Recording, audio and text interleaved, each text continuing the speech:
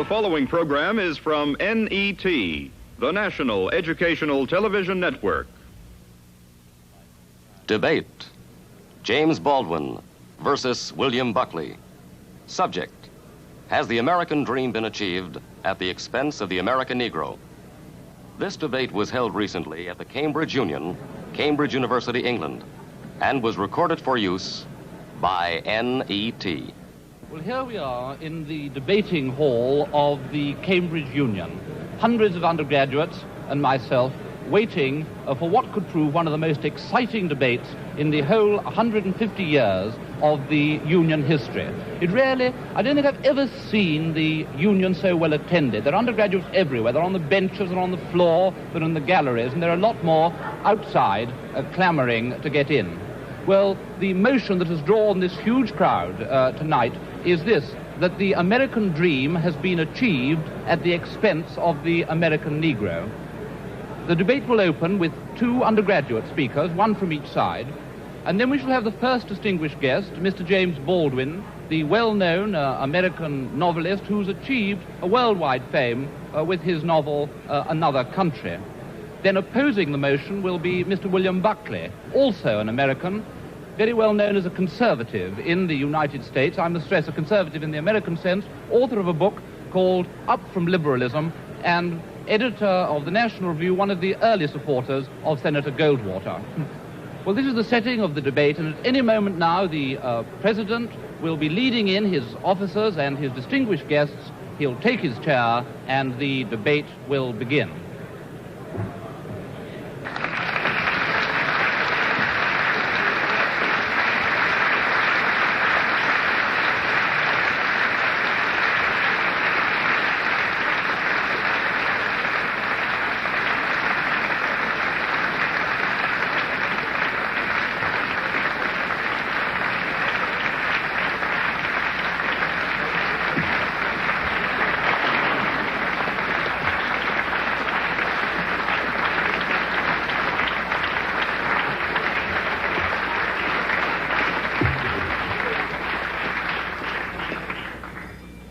The motion before the House tonight is, the American dream is at the expense of the American Negro. We propose to Mr. David Haycock of Pembroke College, and I oppose to Mr. Jeremy Burford of Emmanuel College. Mr. James Baldwin will speak third. Mr. William F. Buckley, Jr. will speak fourth. Mr. Haycock is the ear of the House.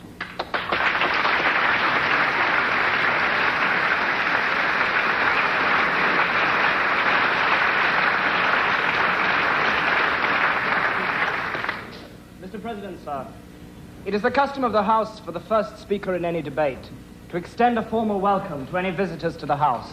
I can honestly say, however, that it is a very great honor to be able to welcome to the House this evening Mr. William Buckley and Mr. James Baldwin. Mr. William Buckley has the reputation of possibly being the most articulate conservative in the United States of America. He was a graduate of Yale, and he first gained a reputation for himself by publishing a book entitled God and Man and Yale. Since then, he has devoted himself to the secular, and this has included Norman Mailer, Kenneth Tynan, Mary McCarthy, and Fidel Castro, none of whom have come out of their confrontations unscathed. At present, his principal occupation is editing a right-wing newspaper in the United States entitled The National Review. Mr. James Baldwin is hardly in need of introduction. His reputation, both as a novelist and as an advocate of civil rights, is international. His third novel, Another Country, has been published as a paperback in England today. Mr. Baldwin and Mr. Buckley are both very welcome to the House this evening.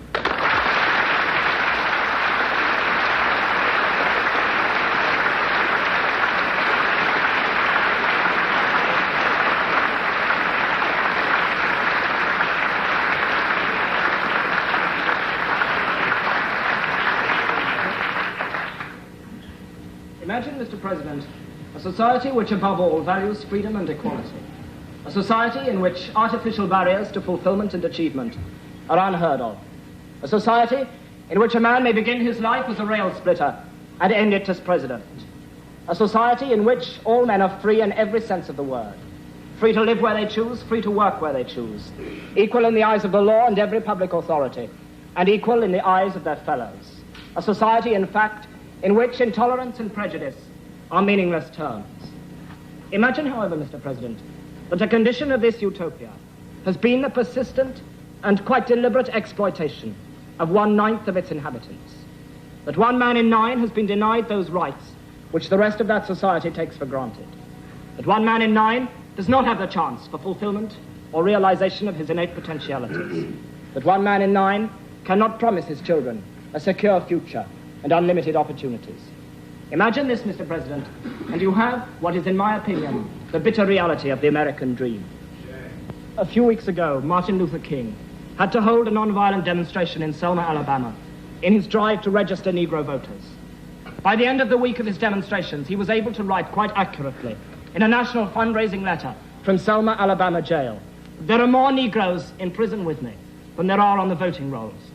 When King wrote that letter, 335 out of 32,700 Negroes in Dallas had the vote, 1% of the Dallas population. After a mass march to the courthouse, 237 Negroes, King among them, were arrested. The following day, 470 children who had deserted their classrooms to protest against King's arrest were charged with juvenile delinquency. 36 adults on the same day were charged with contempt of court for picketing the courthouse while State Circuit Court was in session. On the following day, 111 people were arrested on the same charge, despite their claim that they merely wanted to see the voting registrar.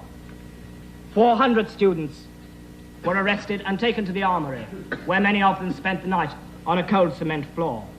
The following day, the demonstration spread to Marion, Alabama. In Marion, Negroes outnumber whites by 11,500 to 6,000 people, and yet only 300 are registered to vote. Negroes in Marion were anxious to test the public accommodation section of the civil rights law. They entered a drugstore, and there they were served with Coca-Cola laced with salt, and were told that hamburgers had risen to $5 each. After the arrest of 15 Negroes for protesting against this treatment, 700 Negroes boycotted their classes next day and marched in orderly fashion to the jail. There they sang civil rights songs until they were warned by a state trooper that they would be arrested if they sung one more song. Of course, they sang another song, and of course, all 700 were arrested. American society has felt fit to use Negro labor. It has felt fit to use the blood of the Negro in 2 world wars. It has felt fit to listen to his music. It has felt fit to laugh at his jokes. And yet, as far as I am concerned, it has never felt fit to give the American Negro a fair deal. And for this reason, Mr. President, I would beg leave to propose the motion that the American dream is at the expense of the American Negro.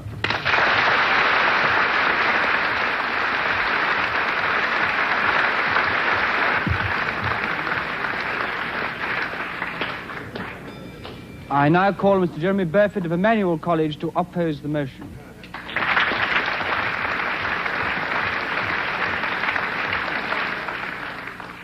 Now have Mr. Jeremy Burford of Emmanuel College, who is the first undergraduate opposing the motion. James Baldwin is well known as one of the most vivid and articulate writers about the Negro problem in America. Mr. Baldwin had a difficult childhood, and he has personally himself suffered discrimination and ill treatment in the South of America. And I would like to say at this time that it is not the purpose of this side of the House to condone that in any way at all. It is not our purpose to oppose civil rights. It is our purpose to oppose this motion. And thank you, sir. Come and collect your fee afterwards.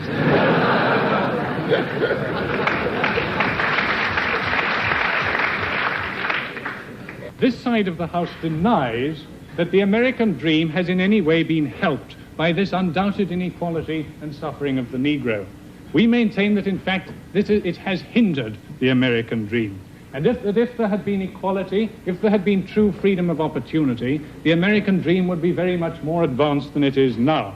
If the American dream has made any progress, and I think it has been made in spite of the suffering and inequality of the American Negro, and not because of it. Now, it is also implied from this motion that the American dream is encouraging and worsening the suffering of the American Negro. This is emphatically not the case. The American dream, the American economic prosperity and respect for civil liberties, has been the main factor in bringing about the undoubted improvement in race relations in America in the last 20 years. And Professor Arnold Rose, who is the author of The Negro in America, which is perhaps the definitive work on the subject, who is also a contributor to what was called a freedom pamphlet, so I should imagine that if he has any bias at all, it is in favor of the Negro. He said that this improvement in race relations will be seen in years to come as remarkably quick. And he has put it down to three main causes: increased industrialization and technical advance, the increased social mobility of the American people, and the economic prosperity. And I would put it to this House that industrialization and economic prosperity are two of the main ingredients of the American dream. And at the same time, again, I do not want to say that the Negro in America is treated fairly, but at the same time, the average per capita income of Negroes in America is exactly the same as the average per capita income of people in Great Britain. Now, I found that absolutely amazing, and I understand that some of you do as well. So I have got the reference here from the United States News and World Report of July the 22nd, 1963, in which it points out, this will have to be the last interruption I take, as time is running short. Mr. President, on a point of information, is the Speaker talking of real income or money income? I'm talking of money. I'm talking of money income, and I would not wish to disguise that. I would also say that in terms of this, there are only 5 countries in the world where the income is higher than that of the American Negro, and they do not include countries like West Germany and France and Japan. Now, there are in America 35 Negro millionaires. There are Negro 6,000 doctors and so on. Now, I do not, by saying this, wish to emphasize that the Negro is fairly treated. I merely wish to try and convey a more realistic and objective account of the situation of the Negro. I agree that there are Negroes who are very poor indeed, such as the old gentleman in the South who was talking about some of his wealthier brethren. And he was saying, yes, some of these rich Negroes, they put on airs, they're like the bottom figure of a fraction. The bigger they try to be, the smaller they really are. I would repeat, Mr. President, sir, in the last minute I have, that this debate is not whether civil rights should be extended to American Negroes or not. If it were, it would be a very easy motion to argue for and a very easy motion to vote for. The debate tonight concerns whether the American dream is at the expense of the American Negro. That is, whether the American Negro has paid for the American dream with his suffering, or whether the American dream has furthered Negro inequality. And I would deny both those two precepts. I would say that Negro inequality has hindered the American dream, and I would say that the American dream has been very important indeed in furthering civil rights and in furthering freedom for the American Negro. Mr. President, sir, I beg to oppose the motion.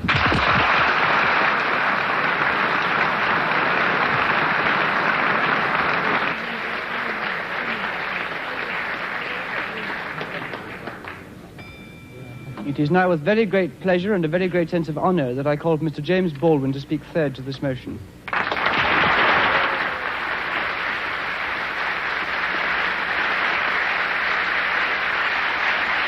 Now we have Mr. James Baldwin, the star of the evening, who has been sitting, listening attentively, getting a wonderful reception here in the Cambridge Union. Tremendous enthusiasm from all sides of the House for Mr. Baldwin, who has been listening to the arguments. Now will bring the voice of actual experience to the debate. Good evening.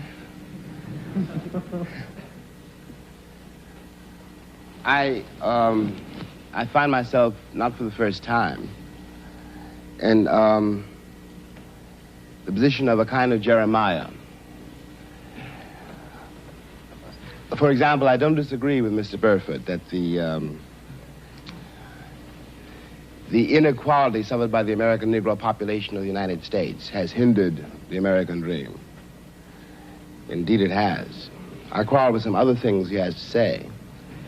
The other deeper element of a certain awkwardness I feel has to do with it has to do with one's point of view. I have to put it that way. One's sense, one's system of reality. It would seem to me that the proposition before the House, when I put it that way, is the American dream at the expense of the American Negro, or the American dream is at the expense of the American Negro, is a question hideously loaded, and that one's response to that question, or one's reaction to that question, has to depend on an effect on where you find yourself in the world, what your sense of reality is, what your system of reality is. That is, it depends on assumptions which we hold so deeply as to be scarcely aware of them. A white South African, or a Mississippi sharecropper, or a Mississippi sheriff, or a Frenchman driven out of Algeria, all have, at bottom, a system of reality which compels them to, for example, in the case of the French exile from Algeria, to defend French reasons for having ruled Algeria. The Mississippi or the Alabama sheriff, who really does believe when he's facing a Negro boy or girl that this woman, this man, this child must be insane to attack the system to which he owes his entire identity. Of course, for such a person, the proposition of which we're trying to discuss here tonight does not exist. And on the other hand, I have to speak as one of the people who've been most attacked by what we must now here call the Western or the European system of reality. What white people in the world, because the doctrine of white supremacy, I hate to say it here, comes from Europe. That's how it got to America. Beneath then, whatever one's reaction to this proposition is, has to be the question of whether or not civilizations can be considered as such equal, or whether one civilization has the right to overtake and subjugate and in fact to destroy another. Now what happens when that happens? Leaving aside all the physical facts which one can quote, leaving aside rape or murder, leaving aside the bloody catalog of oppression, which we are in one way too familiar with already, what this does to the subjugated, the most private, the most serious thing this does to the subjugated, is to destroy his sense of reality. It destroys, for example, his father's authority over him. His father can no longer tell him anything because the past has disappeared, and his father has no power in the world. This means, in the case of an American Negro, born in that glittering republic, and in the moment you are born, since you don't know any better, every stick and stone and every face is white, and since you have not yet seen a mirror, you suppose that you are too. It comes as a great shock around the age of 5 or 6 or 7 to discover that the flag to which you have pledged allegiance, along with everybody else, has not pledged allegiance to you. It comes as a great shock to discover that Gary Cooper killing off the Indians when you were rooting for Gary Cooper, that the Indians were you. It comes as a great shock to discover that the country, which is your birthplace, and to which you owe your life and your identity, has not in its whole system of reality evolved any place for you. The disaffection, the demoralization, and the gap between one person and another, only on the basis of the color of their skins, begins there and accelerates throughout a whole lifetime, so that presently you realize you're 30 and are having a terrible time managing to trust your countrymen. By the time you are 30, you have been through a certain kind of mill. And the most serious effect of the mill you've been through is again not the catalog of disaster. The policemen, the taxi drivers, the waiters, the landlady, the landlord, the banks, the insurance companies, the millions of details, 24 hours of every day, which spell out to you that you are a worthless human being. It is not that. It's by that time you've begun to see it happening in your daughter or your son or your niece or your nephew. You are 30 by now, and nothing you have done has helped you to escape the trap. But what is worse than that is that nothing you have done, and as far as you can tell, nothing you can do, will save your son or your daughter from meeting the same disaster and not impossibly coming to the same end. Now, we're speaking about expense. I suppose there are several ways to address oneself to some attempt to define what that word means here. Let me put it this way, that from a very literal point of view, the harbors and the ports and the railroads of the country, the economy, especially of the southern states, could not conceivably be what it has become if they had not had, and do not still have indeed, and for so long, so many generations, cheap labor. I am stating very seriously, and this is not an overstatement, that I picked the cotton, and I carried it to market, and I built the railroads under someone else's whip for nothing. For nothing. The Southern oligarchy, which has until today so much power in Washington, and therefore some power in the world, was created by my labor and my sweat, and the violation of my women and the murder of my children. This, in the land of the free and the home of the brave. And no one can challenge that statement. It is a matter of historical record. In another way, this dream, and we'll get to the dream in a moment, is at the expense of the American Negro. You watch this in the Deep South in great relief, but not only in the Deep South. In the Deep South, you are dealing with a sheriff or a landlord or a landlady or the girl at the Western Union desk. And she doesn't know quite who she's dealing with, by which I mean that if you're not part of the town, and if you are a northern nigger, it shows in millions of ways. So she simply knows that it's an unknown quantity, and she wants to have nothing to do with it. So she won't talk to you. You have to wait for a while to get your telegram. Okay, we all know this. We've been through it. And by the time you get to be a man, it's very easy to deal with. But what is happening in the poor woman, the poor man's mind, is this. They've been raised to believe, and by now they helplessly believe, that no matter how terrible their lives may be, and their lives have been quite terrible, and no matter how far they fall, no matter what disaster overtakes them, they have one enormous knowledge and consolation, which is like a heavenly revelation. At least they are not black. Now I suggest that of all the terrible things that can happen to a human being, that is one of the worst.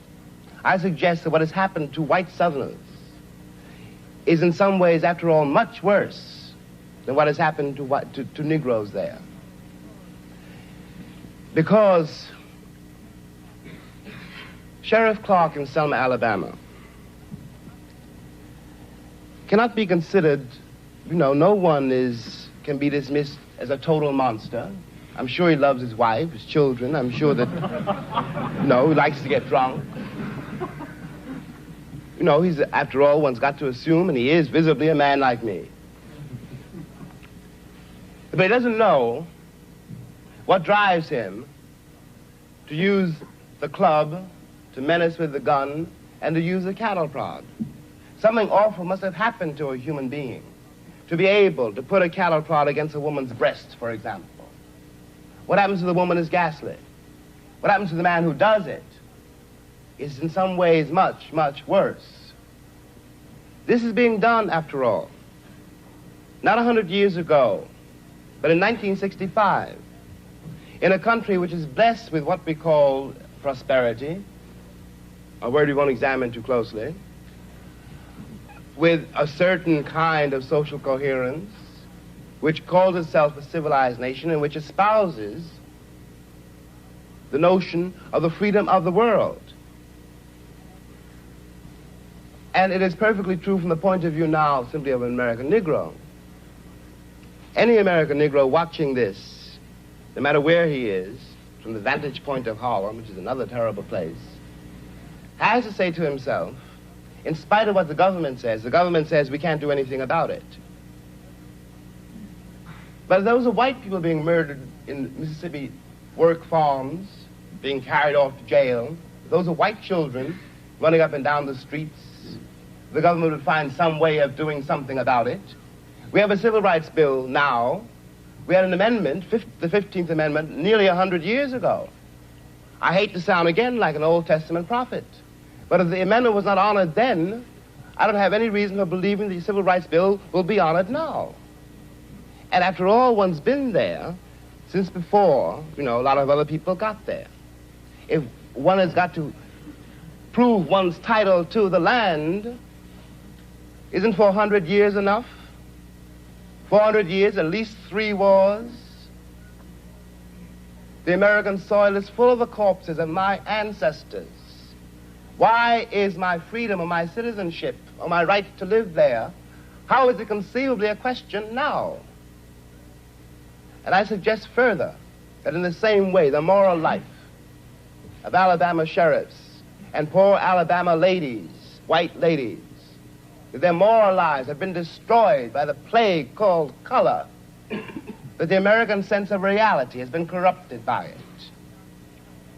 At the risk of sounding excessive, what I always felt when I finally left the country, found myself abroad in other places, and watched Americans abroad. And these are my countrymen, and I do care about them. And even if I didn't, there is something between us.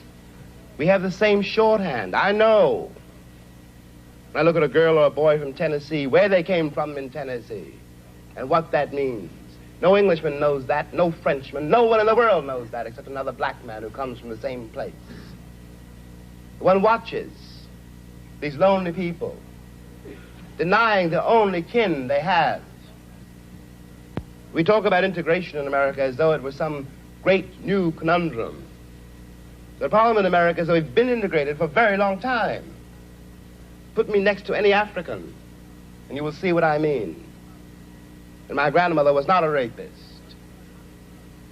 What we are not facing is the results of what we've done. What one begs the American people to do for all our sakes is simply to accept our history. I was there not only as a slave, but also as a concubine.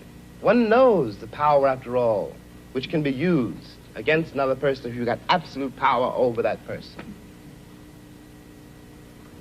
It seemed to me when I watched Americans in Europe that what they didn't know about Europeans was what they didn't know about me. They weren't trying, for example, to be nasty to the French girl or rude to the French waiter. They didn't know they hurt their feelings. They didn't have any sense that this particular woman, this particular man, though they spoke another language and had different manners and ways, was a human being. And they walked over them with the same kind of bland ignorance, condescension, charming and cheerful, with which they'd always patted me on the head and called me shine, and were upset when I was upset. What is relevant about this is that whereas 40 years ago when I was born, the question of having to deal with what is unspoken by the subjugated, what is never said to the master, of having to deal with this reality was a very remote possibility. It was in no one's mind. When I was growing up, I was taught in American history books that Africa had no history, and neither did I. That I was a savage, about whom the less said the better, who had been saved by Europe and brought to America. And of course, I believed it. I didn't have much choice. Those are the only books there were. Everyone else seemed to agree. If you walk out of Harlem, ride out of Harlem, downtown, the world agrees. What you see is much bigger, cleaner, whiter, richer, safer than where you are.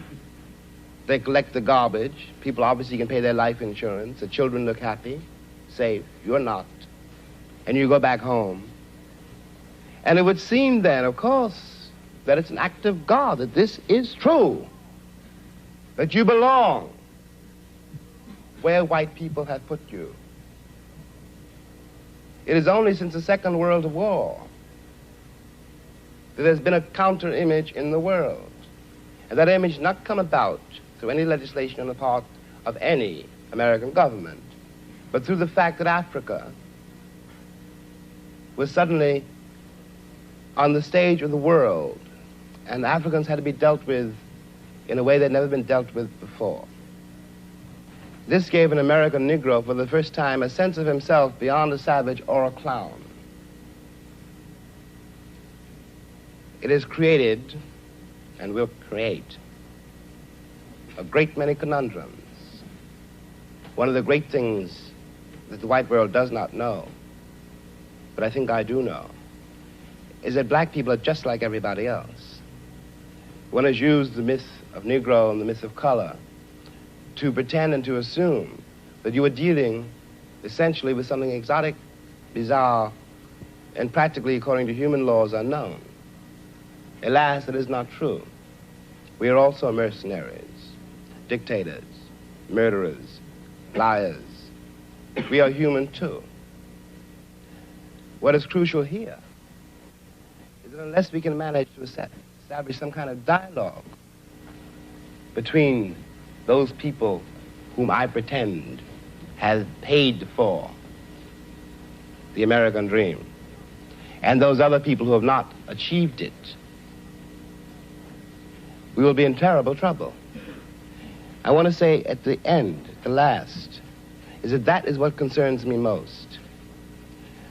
We are sitting in this room, and we are all, at least we like to think we are, relatively civilized, and we can talk to each other at least on certain levels, so that we could walk out of here assuming that the measure of our enlightenment, or at least our politeness, has some effect on the world. It may not.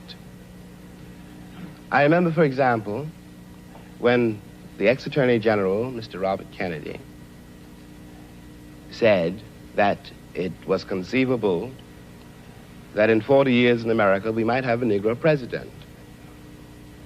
And that sounded like a very emancipated statement, I suppose, to white people.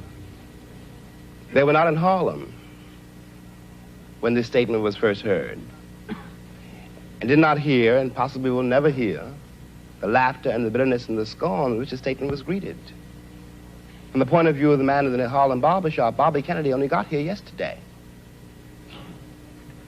And now he's already on his way to the presidency.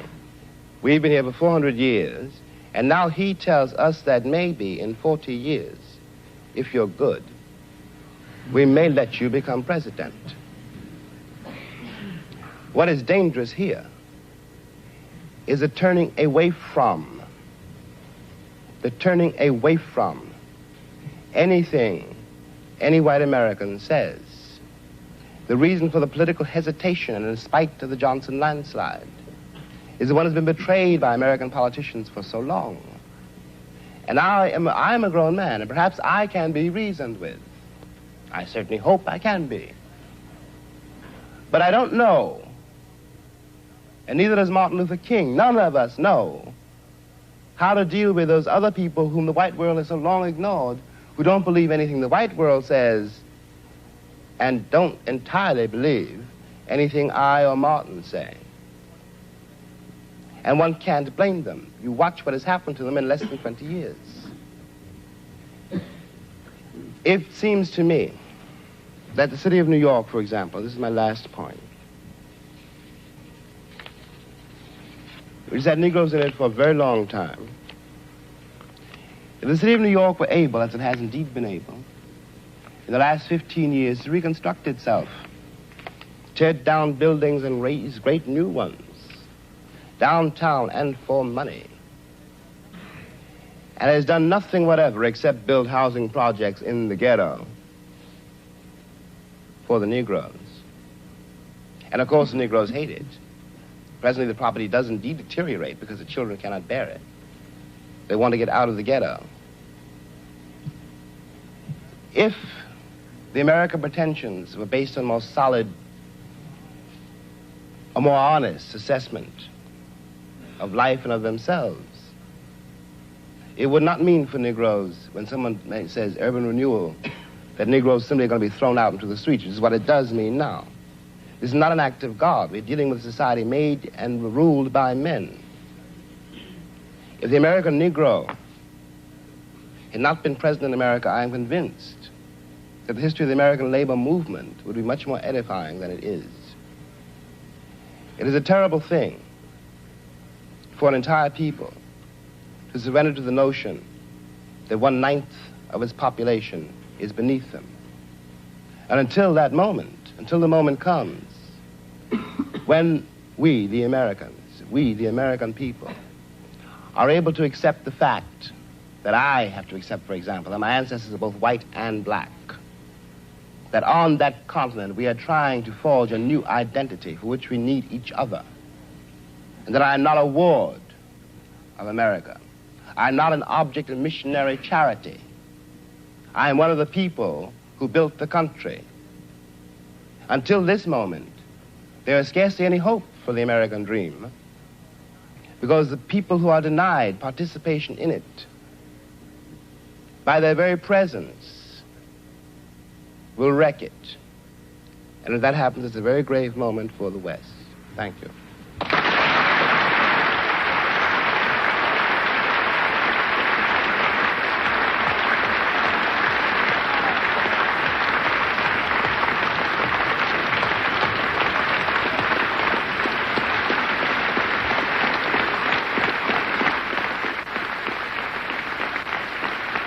Tremendously moving moment now, the whole of the Union standing and applauding this magnificent speech of James Baldwin. Never seen this happen before in the Union in all the years that I have known it. Baldwin smiling, obviously delighted by his reception, tremendously moved by it.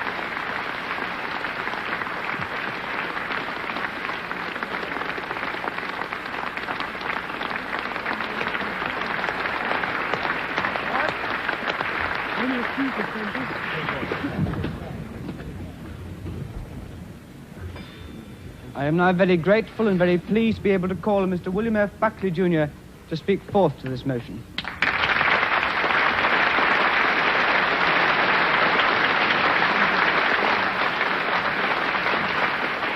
Now we have Mr. William Buckley, who will need all his skill to establish ascendancy over his audience, which has clearly been so deeply moved. Thank you, Mr. by the President. eloquence and Baldwin. personal experience of the preceding speaker.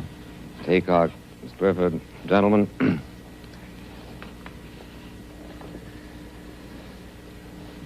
It seems to me that of all the indictments Mr. Baldwin has made of America, here tonight and in his copious literature of protest, the one that is most striking involves, in effect, the refusal of the American community to treat him other than as a Negro. The American community has refused to do this.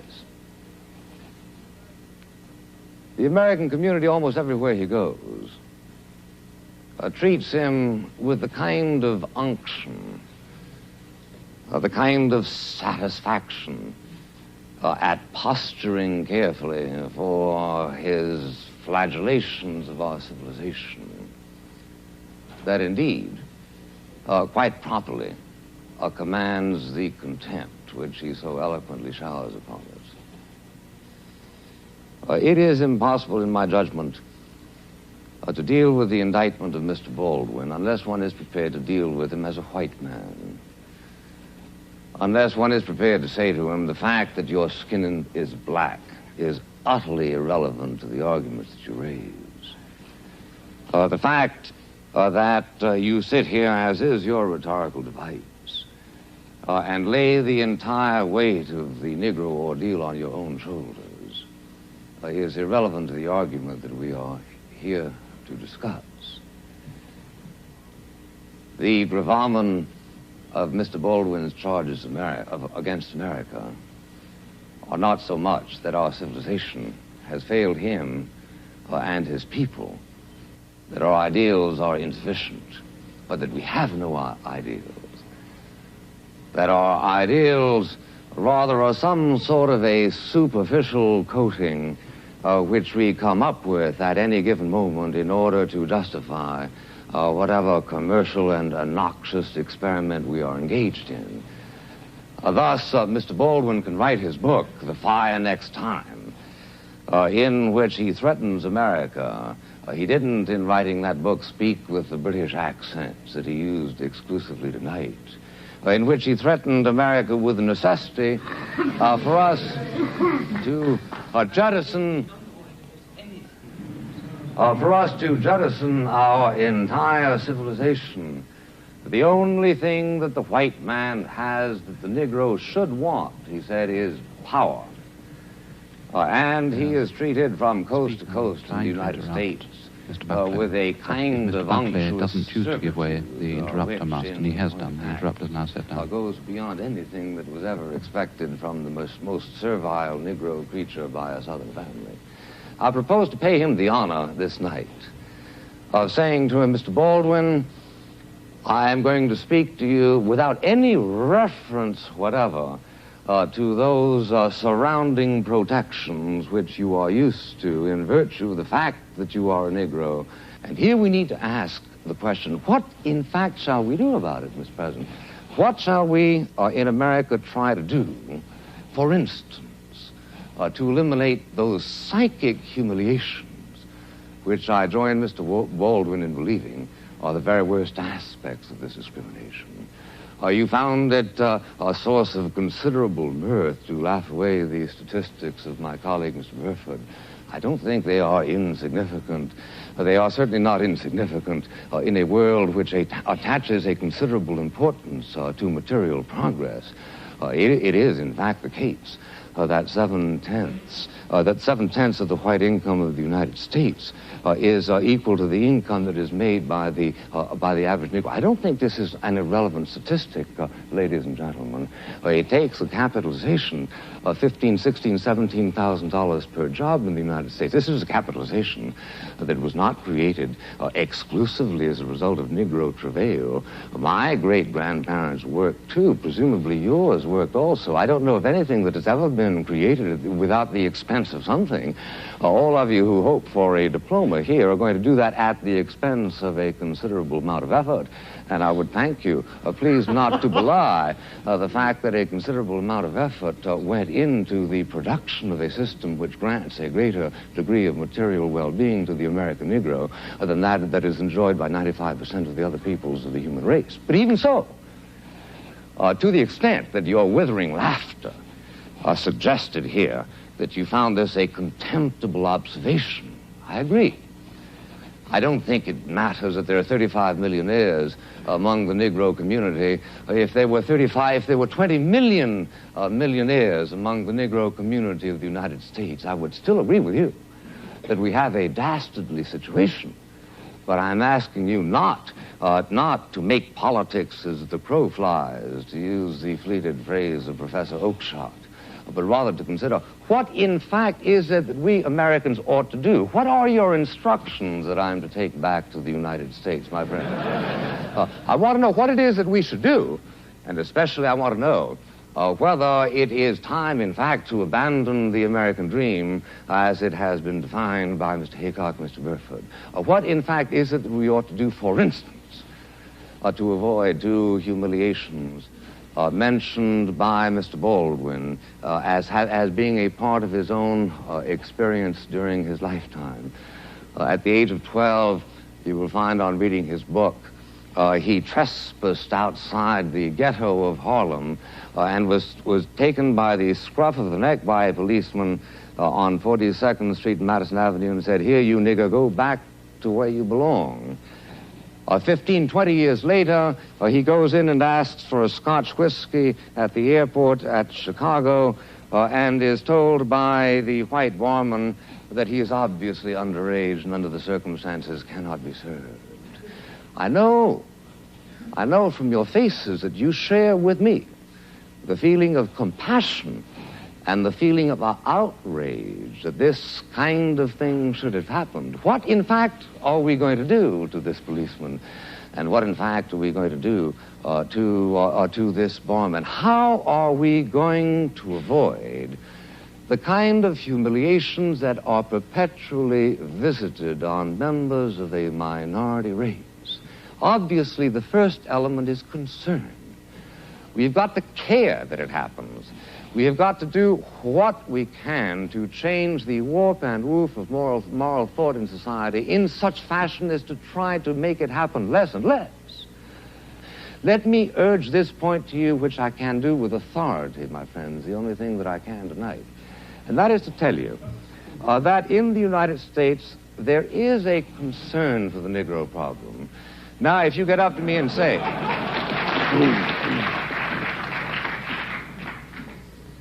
if you get up to me and say, well, now, is there the kind of concern that we, students of Cambridge, would show if the problem were our own? All I can say is I don't know. It may very well be that there has been some sort of a sunburst of moral enlightenment that has hit this community, so as to make it predictable that if you were the governors of the United States, the situation would change overnight. I'm prepared to grant this as a form of courtesy, Mr. President. But meanwhile, I am saying to you that the engines of concern in the United States are working. The presence of Mr. Baldwin here tonight is in part a reflection of that concern. You cannot go to a university in the United States, a university in the United States presumably also governed by the Lord Spiritual, as you are, in which Mr. Baldwin is not the toast of the town. You cannot go to a university of the United States in which practically all other problems of public policy are preempted by the primary policy of concern for the Negro. I challenge you to name me another civilization anytime, anywhere in the history of the world in which the problems of a minority, which have been showing considerable material and political advancement, is as much a subject of dramatic concern as it is in the United States. Let me just say finally, ladies and gentlemen, this. There is no instant cure for the race problem in America. And anybody who tells you that there is a charlatan and ultimately a boring man. Boring precisely because he is then speaking in the kind of abstractions that do not relate to the human experience. The trouble in America where the Negro community is concerned is a very complicated one.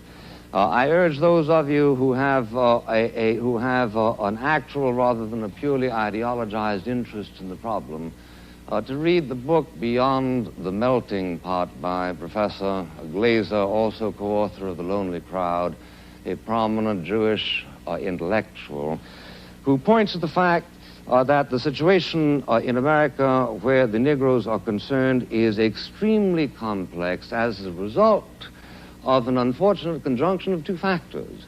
One, is the dreadful efforts to perpetuate discrimination by many individual American citizens as a result of their lack of that final and ultimate concern which some people are truly trying to agitate the other, is as a result of the failure of the Negro community itself to make certain exertions which were made by other minority groups during the American experience.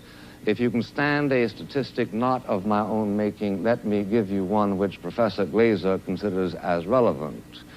He says, for instance, in 1900, there were 3,500 Negro doctors in America. In 1960, there were 3,900, an increase in 400. Is this because there were no opportunities, as has been suggested by Mr. Haycock and also by Mr. Baldwin implicitly? No, says Professor Glaser. There are a great many medical schools who are by no means practice discrimination, who are anxious to receive and to train Negro doctors. There are scholarships available to put them through, but in fact that particular energy, which he remarks was so noticeable in the Jewish community and to a certain and lesser extent in the Italian-Irish community, for some reason is not there. We should focus on the necessity to animate this particular energy, but he comes to the conclusion, which strikes me as plausible, that the people who can best do it, who can do it most effectively, are Negroes themselves. Let me conclude by reminding you, ladies and gentlemen, that where the Negro is concerned, the danger, as far as I can see at this moment, is that they will seek to reach out for some sort of radical solutions on the basis of which the true problem is obscured.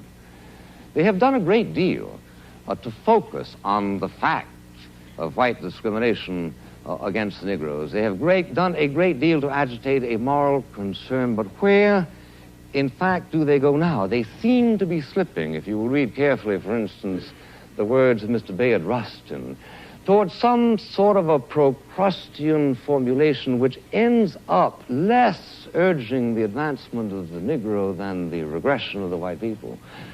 14 times as many people in New York City born of Negroes are illegitimate as of whites. This is a problem. How shall we address it?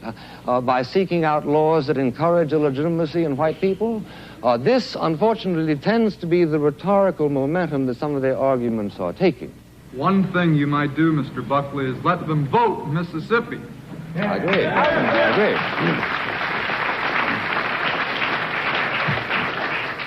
I couldn't agree with you more, and for except lest I appear too ingratiating, which is hardly my objective here tonight. I think actually what is wrong in Mississippi, sir, is not that not enough Negroes are voting, but that too many white people are voting.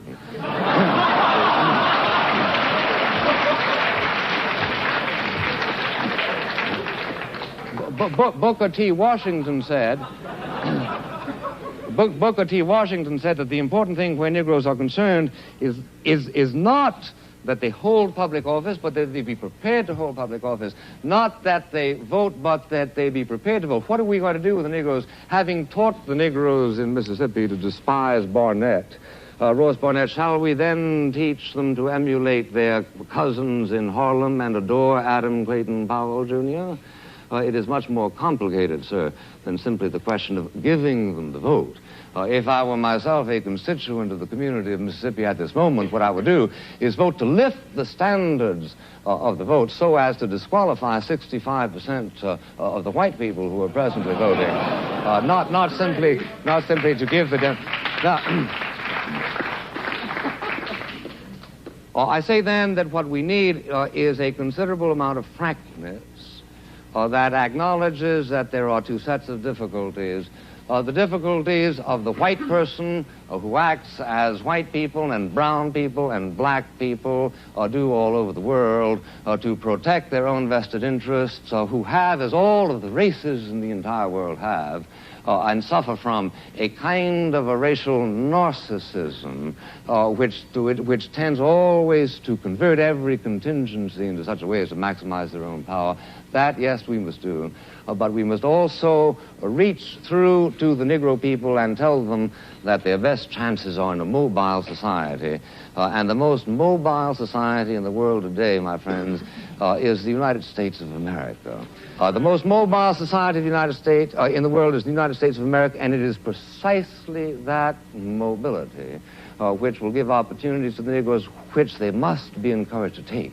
But they must not, in the course of their ordeal, be encouraged to adopt the kind of cynicism, the kind of despair, the kind of iconoclasm that is urged upon them by Mr. Baldwin in his recent works.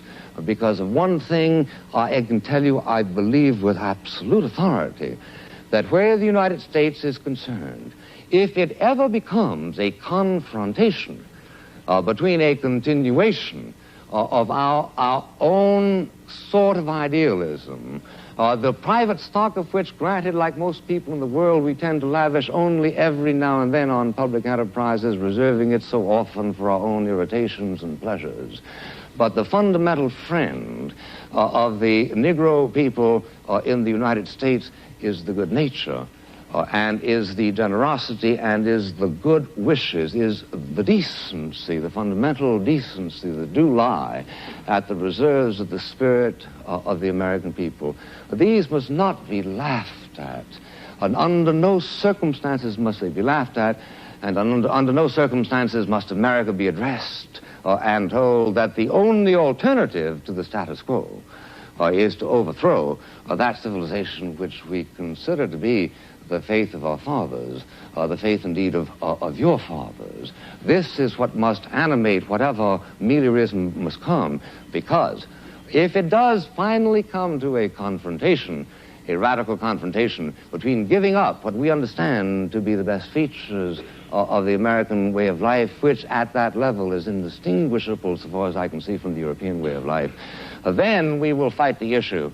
And we will fight the issue not only in the Cambridge Union, but we will fight it as you were once recently called to do on beaches and on hills and on mountains and on landing grounds. And we will be convinced that just as you won the war against a particular threat to civilization, you were nevertheless waging a war in favor of and for the benefit of Germans, your own enemies, just as we are convinced that if it should ever come to that kind of a confrontation, our own determination to win the struggle will be a determination to wage a war not only for whites, but also for Negroes.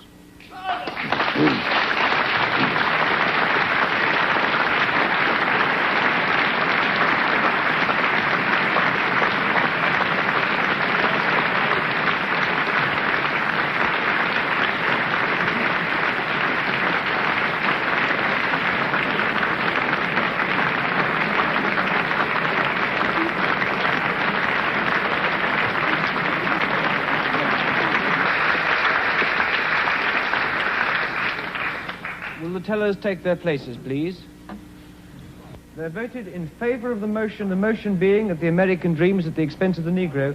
They voted in favor of that motion 544 persons and against 164 persons. The motion is therefore carried by 380 votes.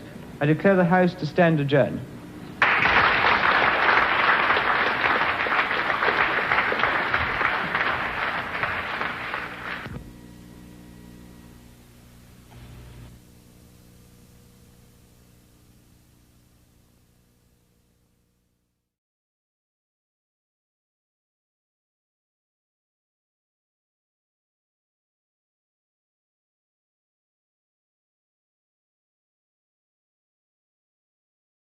This is another World Point with Ken. You can find me at kennethbprice.com.